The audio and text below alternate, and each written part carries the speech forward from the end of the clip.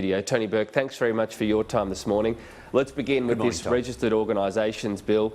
Some key elements have been removed, courtesy of the crossbench, of course, including any referral power for any person with a sufficient interest. This does seem on the surface to be at least more palatable for Labor and the unions.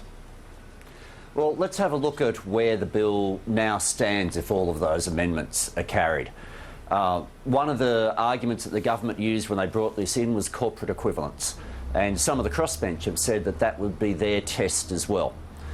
Last week we saw a bank be found to have broken the law 23 million times, and Mr Morrison's response was, well, that's a matter for the board. Under this bill, after the amendments, if a union puts its paperwork in late or fails to put its paperwork in 3 times, the entire organisation can be deregistered. If you're a bank, 23 million breaches of the law, and it's a matter for the board, nothing to see here. If you're a union, 3 breaches of paperwork and the entire organisation can be brought down. Now, if that's meant to be corporate equivalence, I'm not sure how 23 million equals 3. But 23 million if you're a bank, 3 paperwork breaches if you're a union. Key language there is can be deregistered. At that position, of course, it's up to the court to be convinced, and the Commissioner would have to satisfy the court that those paperwork breaches, as you refer to, would be sufficient grounds to actually deregister a union. I mean, that's a pretty easy case for a union lawyer, isn't it? Well, 2 things there. First of all, the premise of it is the union, after 3 paperwork breaches, is dragged before the courts, and the union members' money, paid by ordinary workers, paid by nurses, paid by cleaners, paid by firefighters, then has to go to fight that claim. But the second thing, of course, is if we don't think it's reasonable, don't leave that ground in the bill. Yeah, it's not enough to say, oh, look, we think it's unreasonable, but we'll leave the ground there and we'll hope that the federal court later on might fix it. No, if it's not reasonable, you take it out. And there is no corporate equivalence for getting rid of an entire organisation for 3 paperwork breaches. That's what they've put in front of the Parliament. If the government doesn't believe that's reasonable, why have they put it in front of the Parliament? I think we all know the answer to that, Tom. The reason this bill is in front of the Parliament is that they want to bash unions. Unions are the organisations that fight for better pay, that fight for safe work conditions. And this government has said that low wages are a deliberate design feature of their economic plan. Well, this is part of how you deliver it. What do you believe should happen to Westpac, the board, the CEO? Well, you've asked me in terms of ensuring integrity, and what I'm making clear is there is no corporate equivalence here. And that's the point I'm making. With respect to laws on the banks and how those penalties function, there's a different shadow who's responsible for them. What I can say is with this government, there is no doubt at all. They are putting forward one rule for corporate Australia and a completely different rule for the organisations that represent workers. And if you have a think about the types of offences that I just referred to, Tom, one's paperwork breaches, where they're wanting to come down like a ton of bricks.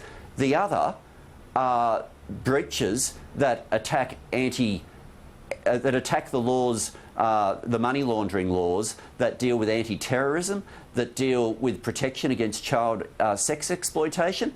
These are serious breaches. 23 million of them, and that gets the tick. 3, and you get thrown out. Well, it doesn't get the tick, but is there an inherent issue with corporate law? Well, hang on. Those offences were entirely up to the board and the CEO as to what they would do. Is that a problem? Would Labor address that? Well, it's the opposite of what they're saying for the unions. What I'm pointing to here, Tom, is the hypocrisy. What I'm pointing to is if the government wants to claim that the bill before the Parliament right now, and the bill before the Parliament right now is not about the banks. The bill before the Parliament right now is to change the laws for workers' organisations. And they say that they're doing that to make it equivalent to where the banks are.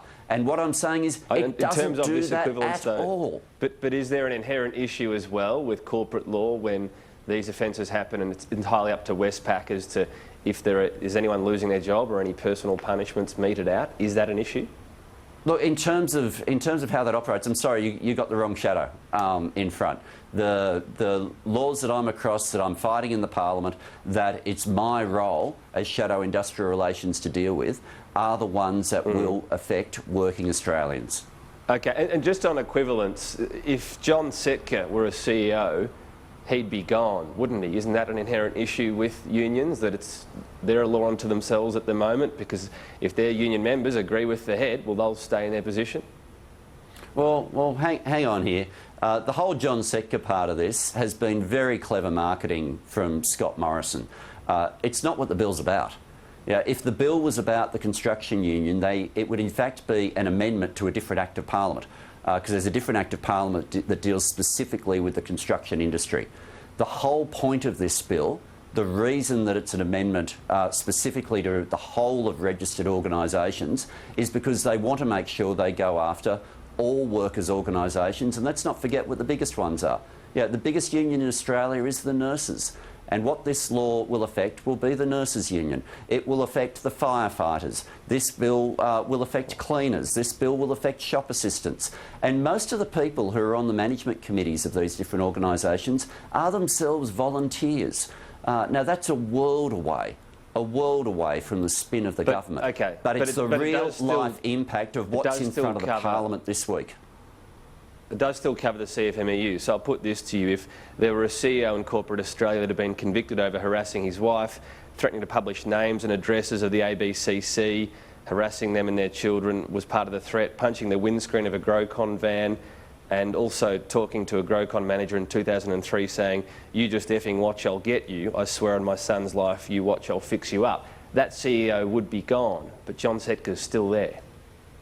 Well, we've got CEOs of organisations at the moment where the organisation has committed 23 million breaches. And I've got to say, if you started reading out those breaches on this interview, you'd still be going tomorrow morning. You'd probably still be going in a week's time.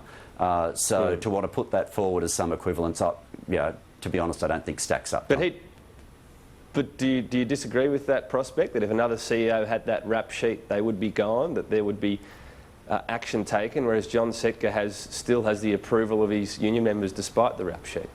We've got CEOs who've presided over theft of their workers' money. We had CEOs who have presided over breaches of anti-terror laws. We have CEOs who've dealt with a whole lot of those issues. Make no mistake, you've seen how strong the action against John Setka has been from the Labor Party. He's no longer a member of the Labor Party. And if I was a member of the CFMEU, I wouldn't vote for him to be my leader.